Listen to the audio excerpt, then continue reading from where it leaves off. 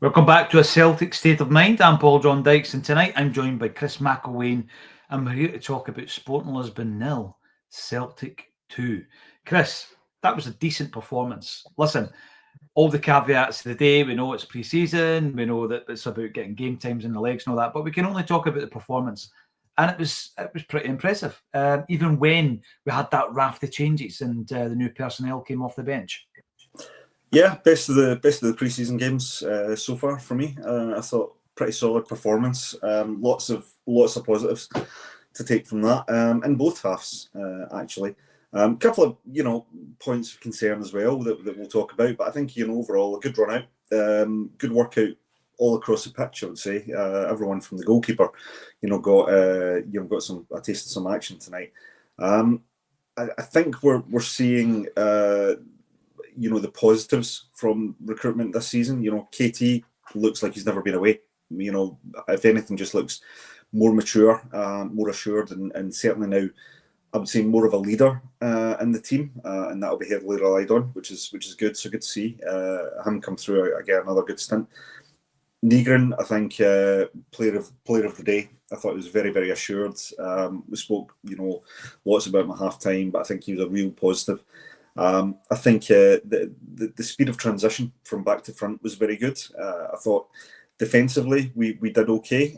Scales and Murray in the first half did themselves no harm. Good to see that actually, and it has a clean sheet obviously as well. And then even the changes, second half. Obviously McCowan comes in and scores a great goal. Kenny, I think, has probably done more than unfortunately Adam did in the game, more than the other did in the game. I think Kenny had a good strong showing there. Showed his ability to help build the play, and his game awareness. I thought his involvement in McCowan's goal was excellent.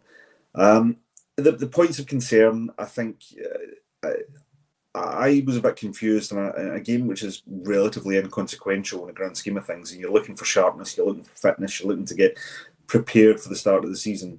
Why are you taking what at this moment in time is your number one striker off at half time, where he's desperately needing a goal or something to galvanise his performance? So that was a wee concern for me, and I think again the game highlighted our, just by virtue of our formation and the personnel we played in positions, it highlighted the fact that we badly need some creative wingers and as part of this recruitment window. But look, those are the only negatives. Overall, I thought a really positive performance. I thought even when the younger players came on, they accounted themselves very, very well, and we saw the game out. Some good game management towards the end. So yeah, overall very pleased. Work to be done ahead of the season, but that's a good way to play against what was not a poor team, by the way, in Lisbon. No, absolutely not. You're right, though, that a lot of the creativity went right down the middle, didn't it? And that's a good point. And we've been talking about where we are with the wingers, and I'm sure that'll come into the conversation. I want to start off, I'm going to bring this up actually from Barry O'Sullivan, because he echoes some of your views before I want to talk about one player who's really impressed me tonight. Much better second half, says Barry. Some lovely flowing football at times. Kenny did more in 20 minutes than he did in 45. Nygren looks class. Nygren goes into my starting 11 and what I've seen so far. Right. Two big points that you've already touched on, and Barry has also. I'm going to start off with the Johnny Kenny one. Right. Last season, at any point of the season, had you asked me if Bolton Wanderers come in for Johnny Kenny and offer you £1 million, do you take it? My answer is yes. Right? So that's where I was last season. That's where I was. And we come into the pre-season, and even before this game, I think it was at half-time actually, we spoke about the best striker at this football club at the moment is Dyson Maeda. Yet Adam Maeda gets the start. Now, I've not been on that side of the argument where I don't rate Maeda. Absolutely not. I don't think he's consistent enough. I think he goes through pockets of goals and looking lively and contributing. But as a Celtic number 9, which is what he is, you need to be consistent. You're looking for 30 plus goals a season. That's the concern, is the consistency. It's not, we know he can put the ball in the net. It's doing it week on week, game after game, and that's what he's Absolutely. That's right. I mean, the first half, we spoke about that, didn't we? Had the best chance. Gilt-edged chance. It was a great wee pass, actually, from Kieran Tierney, who had switched from left to right, gets the ball in, and he's at 6s and 7s. He's not quite. Just put the laces through it. You know what I mean? That should be your bread and butter. So there's this conversation around how weak we are at the second and third tier. John Hughes brought it up this afternoon. And of course, Johnny Kenny's your second choice and Callum Osman is your third choice as it stands. Because obviously Maeda's starting on the left wing because we've got no other wingers. We're going from having millions of wingers to no wingers. Hunters of wingers. That's all good. So I'm looking at Johnny tonight, Johnny Kenny, and basically if I'm the manager, and by the way, I heard Brendan Rodgers talking him through the game. Well, shouting him through the game. Yeah, you could hear that on the audio, yeah. Absolutely. All the way through the game, he's at Johnny, he's telling him about position, he's telling him to close him down. There was probably, 7 or 8 minutes to go near the end of the game there. And Kenny's got nothing left. He has ran himself into the ground, literally ran himself into the ground. That's what we want. I want players that will do that. Yeah. Absolutely, mate. Absolutely. He wins the penalty and he gets the assist for McCowan's second goal. Now, he can't do any more than that. You know, he really can't. As a substitute coming on, you're looking at it going, wait a minute. Kenny has been involved in the 2 goals tonight. I'm one of the fans who says, just get £1 million for him. That's fine. Let him go. He's a second choice striker at the moment. Is that good enough for us going into the Champions League qualifiers? Well, no, it wasn't good enough for the Scottish Cup final either. But that's where we are at the moment. And in terms of looking at and rating the performances of tonight's players, Kenny comes out of that with a higher rating than Adamida. Yeah, I think so. I really think it's unfortunate, and I don't like to see players struggle. But I think for whatever reason, Adamida is struggling at the moment. Whether it's the system, whether it's confidence, I don't know. But the instinctive finishing that you want from a number 9, particularly a number 9 with his sort of physical stature, you want him in there just owning that box. Just absolutely owning that box. Pushing defenders out of the way, saying, "I'm going to be first to that ball, and I'm going to smash it into the net." And I kind of get these wee powder puff kind of shots or touches, and I don't know. I think it's almost like he needs to be coached a little bit and just play that honest to God target man, very advanced forward. Just get the ball. Your only sight is the goal. Just go for goal. Just play direct. Because he's got creative players around him, right? And when we hopefully finish recruitment, we'll have lots of creative players around him. I don't want either to be doing anything other than running back and forward in a straight line and being in that position, being the first to whatever ball comes in, whether it's a ball coming in for the header, whether it's a whipped cross coming in. I want him to be first to that ball. Just be selfish and just get the ball into the net. And unfortunately, he's not. It's not working for him. He was struggling towards the end of last season. He's not really been able to establish himself, even after Kyogo left. And I think that in itself was telling that Maeda found himself as being the number 1 striker at that point. That for me was Adam's opportunity to really say, okay, this is my time.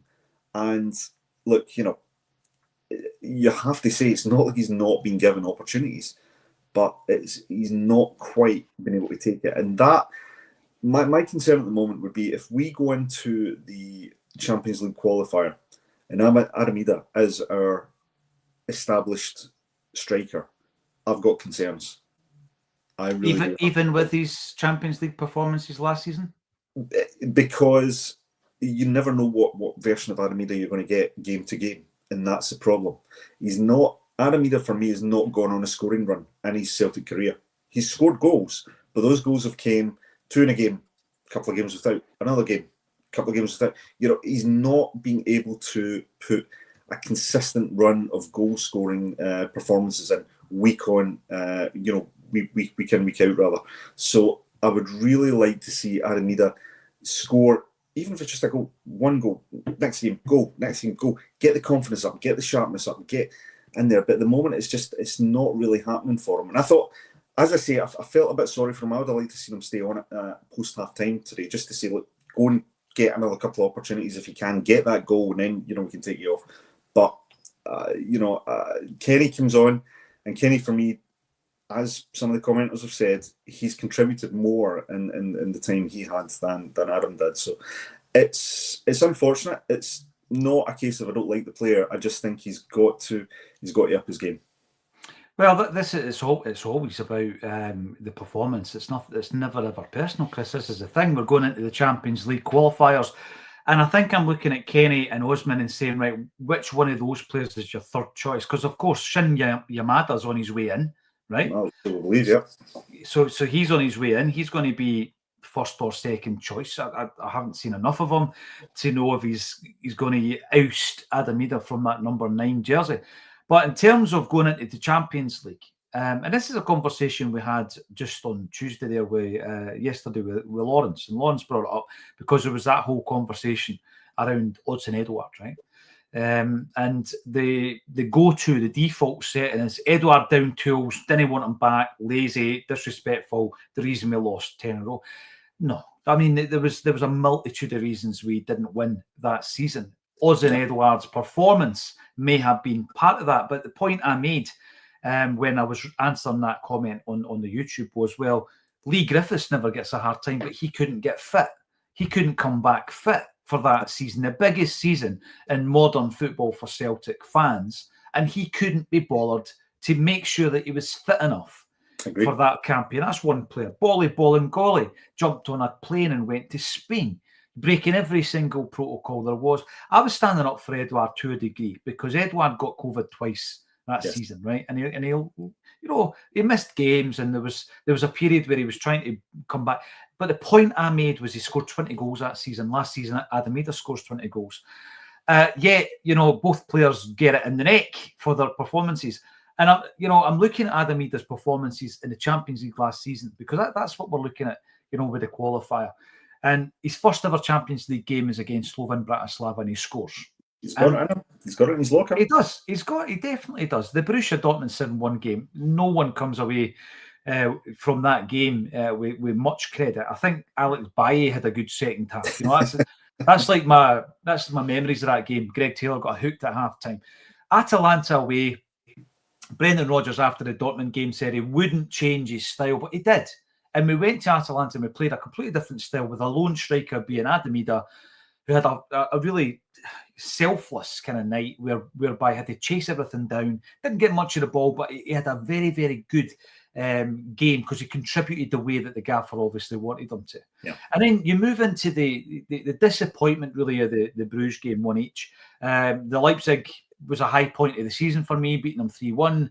Zagreb, nothing each away from home. That was a game that we should have won, really. Yeah. And we've got to win against young boys. Now, I know the history books will put it down as an OG. Adamida forced that goal. Adamida was a massive reason why we scored that goal. It was his goal. The goal doesn't happen without Adamida. So, yeah, I give him all the credit in the world. Yeah.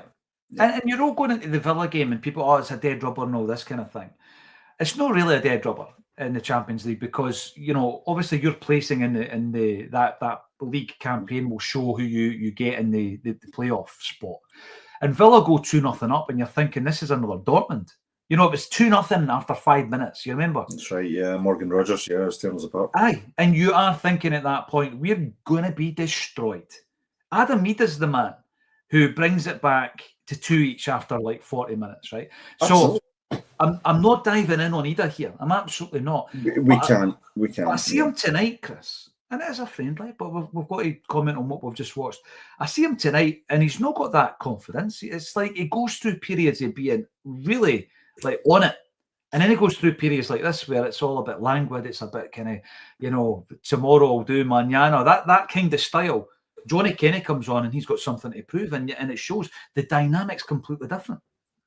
Yeah, and I think that's my point, right? And I do want to make this clear. I'm a fan of Adamida. I would love to see him do well and really establish himself. But I think sometimes you have to call out things that as you see them. And for me, you're right, Adamida. Sometimes a player for the big moments reminds me of a certain long-haired big Greek striker that used to play at the club. But you've got to do it on a Monday night in Ross County. you've got to do it on a week-to-week basis, home and away. You can't just do it in front of big crowds when it's a glamour ties. And for me, Adamida is one of these strikers for me that needs goals, but he needs goals to come on a game-to-game basis. And at the moment, they're not. And maybe there's a mentality or a confidence problem, or maybe it's just he's someone that needs to be managed. Maybe the head goes down if he misses a chance. I'm not sure. All these things can affect players. but they have to find a way to utilise him to his strengths. And I do think the one element I have noticed from Ida throughout his whole tenure at Celtic is he has got a tendency to be too unselfish for a striker. He wants to do the little one touch and lay it off for other players. No, get the ball, turn, shoot. That's your job. And I almost think, keep it simple. Keep it simple. Look at previously, very successful big tall strikers, the Chris Suttons, the John Hartsons, the Jan Vennegoor Hesselings. These guys weren't really, the creative players. Okay, Sutton will claim the assist for Larsson's goal, every time you speak to him, and quite rightly, because it was immense. But by and large, they understood the role. And I'm just looking for Armida to understand his role. You're the point man, right? Let the guys behind you do the creative stuff. You just be there to put it in the net. Yeah. Does he start against Newcastle? Yeah, I would genuinely keep playing him because I want to give him every opportunity to score. These games, like the Newcastle game, is meaningless. Tonight's game was meaningless in the grand scheme of things. Once we get to the start of the season, that's when he's going to be under real pressure. So give him every opportunity to get sharpness in his system, get the confidence up. There was quite a few comments actually last week talking about even the fact we were covering the games. People are saying to us, "Why are you covering these games? They mean nothing." I don't fully subscribe to that. I absolutely do not fully subscribe to that, right? I mean, in the sense of consequence, right? There's no consequence to these games. I mean, for me, I'll watch every Celtic game. I don't care if Celtic are playing, the Fireman's League or whatever. I'll watch them. But I think in these games, you can put the players on, and if either misses 2 or 3 chances, it doesn't mean anything in terms of a competition. But you want to give them the opportunity to get the games, get the goals.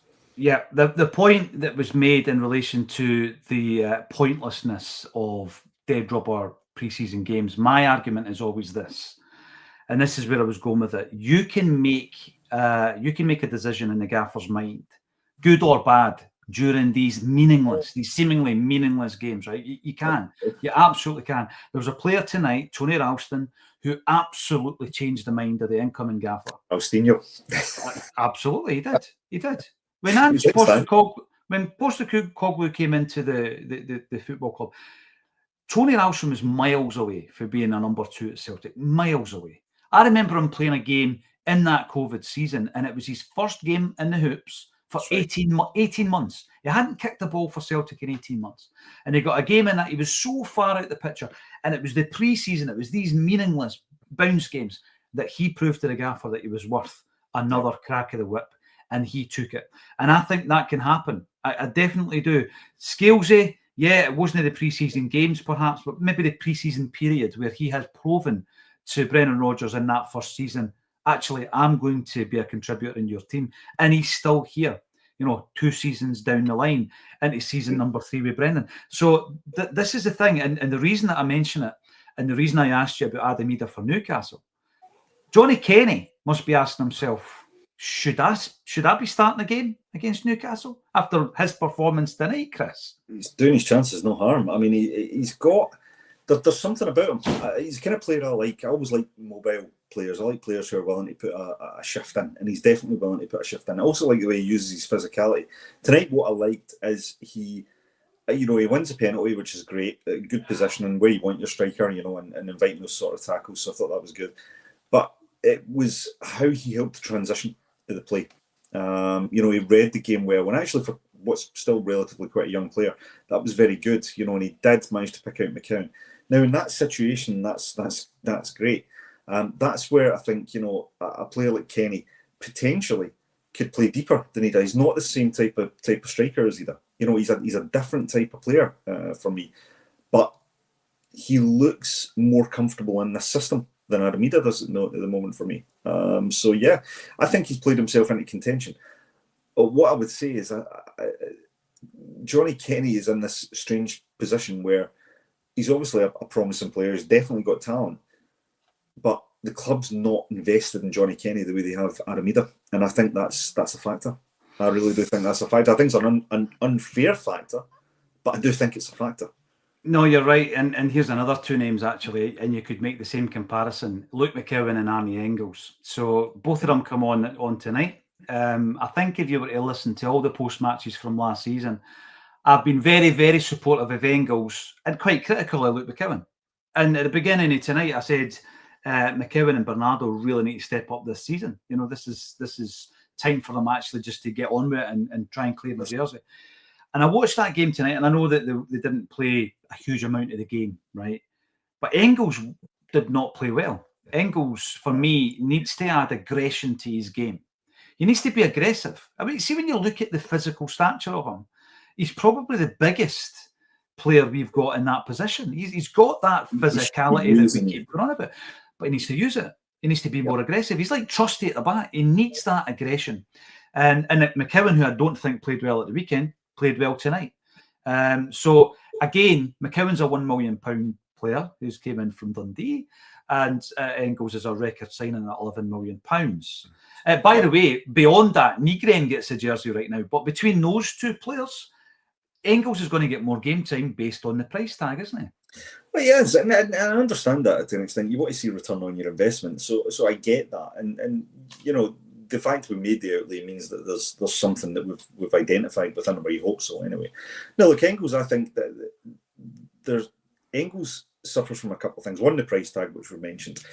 Engels also came in at the same point, roughly, when Matt O'Reilly left, right? And it just by perception, everybody thought, oh, this is a new Matt O'Reilly. He's not. He's nowhere near the same type of player. He's a completely different type of player.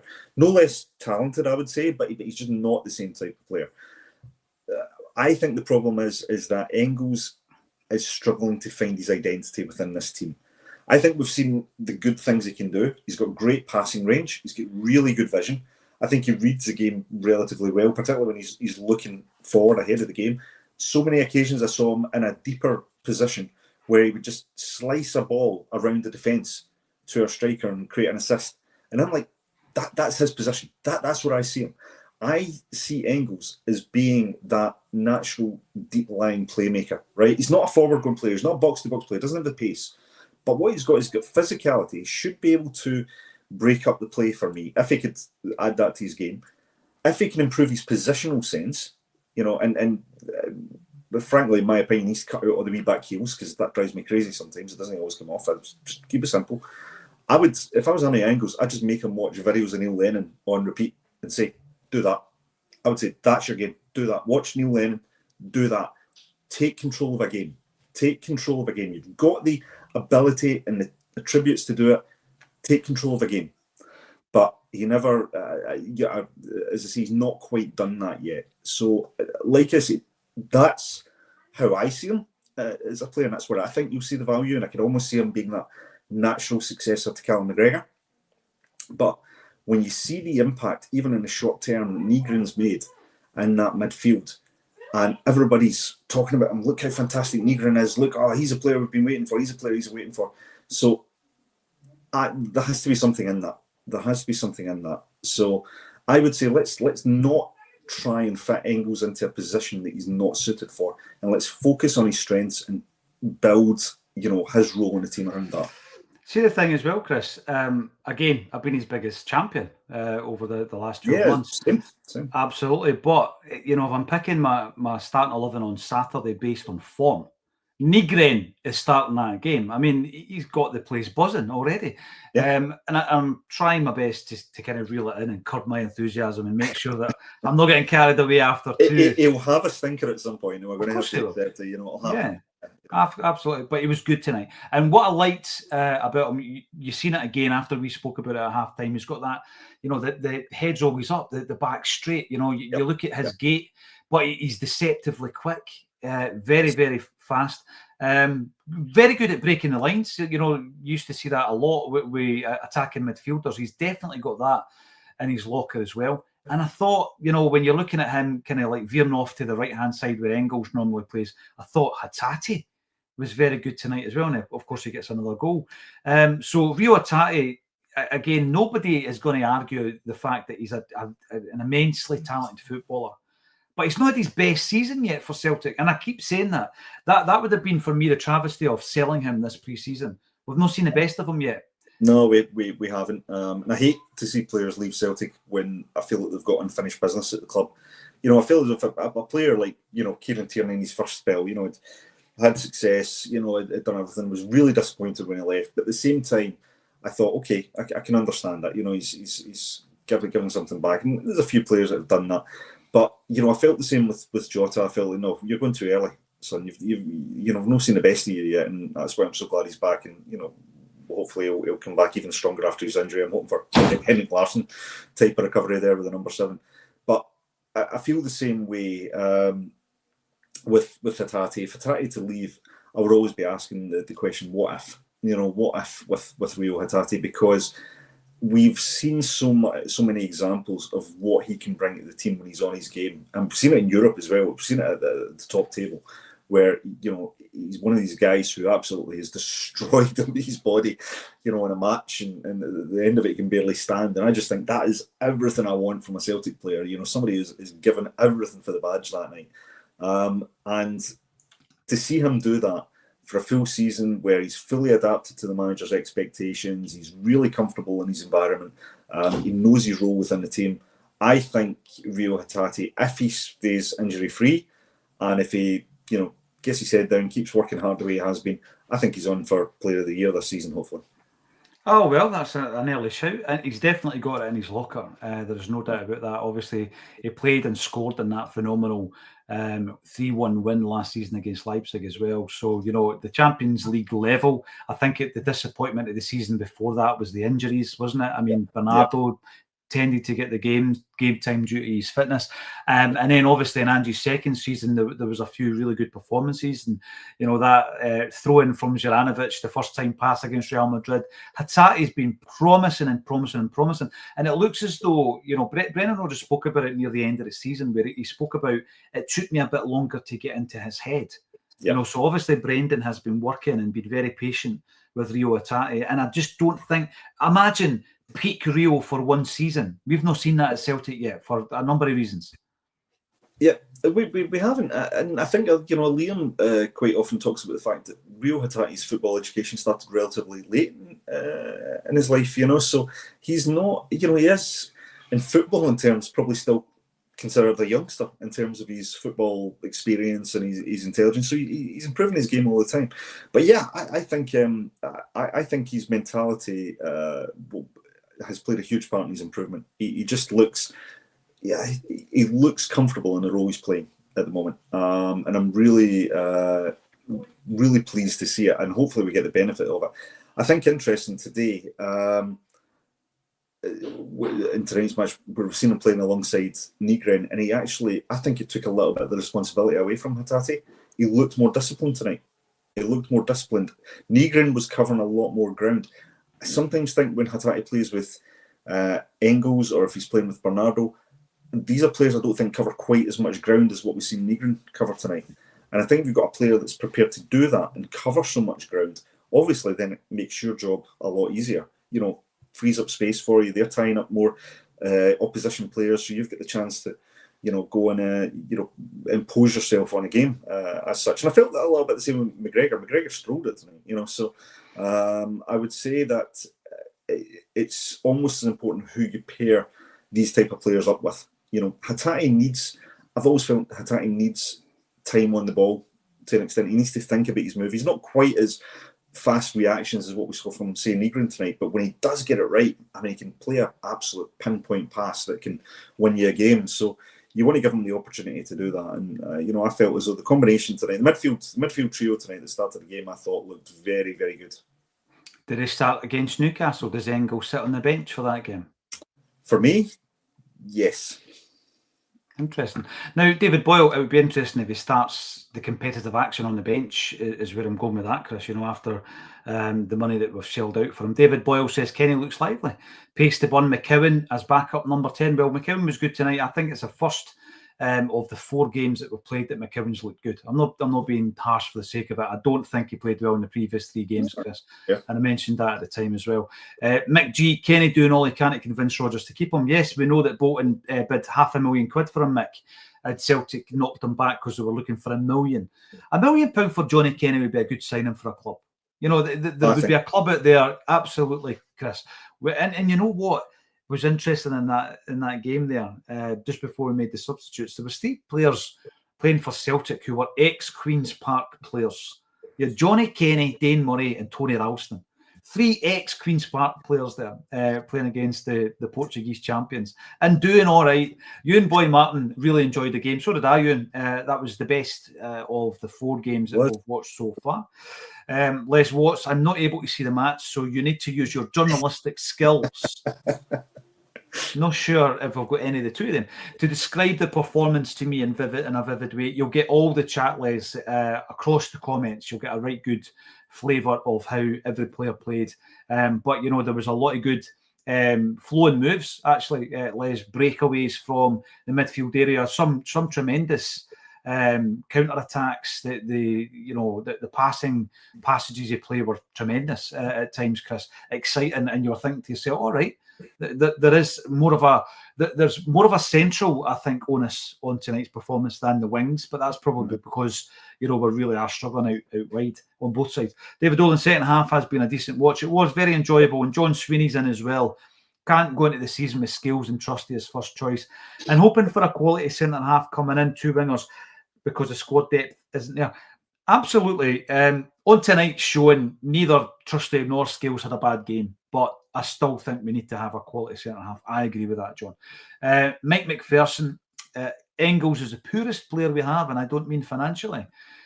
Well, what I would say, Mike, due to the form of his teammates, he might find himself on the bench for the first game of the season.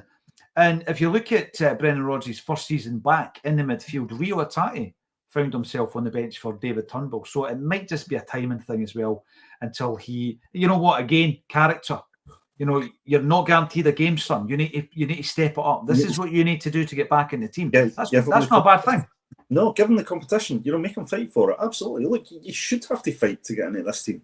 This is Celtic. Peter Grant always says, getting in the team's the easy part. Staying in the team's the tough part. Engels, 9 million or not, or whatever we paid there, 11 million, whatever we paid for him, it doesn't matter.